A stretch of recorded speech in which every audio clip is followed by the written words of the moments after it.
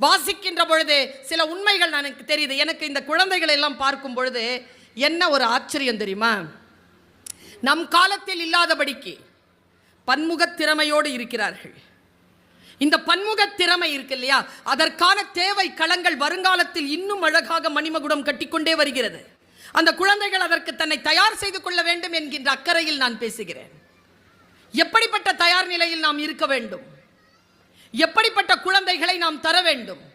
இன்னைக்கு இருக்கிற boys and girls, முக்கியமாக இந்த 15, 16, 17, 18, 19, 20, 21, 26 வரைக்கும்ங்க ஆர்குமெண்ட்டு.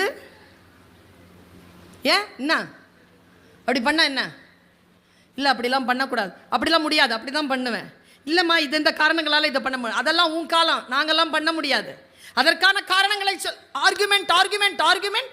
இதுலேயும் என்ன, நான் நினைப்பது சரி என்று சொல்லக்கூடிய ஆர்குமெண்ட் பாருங்க.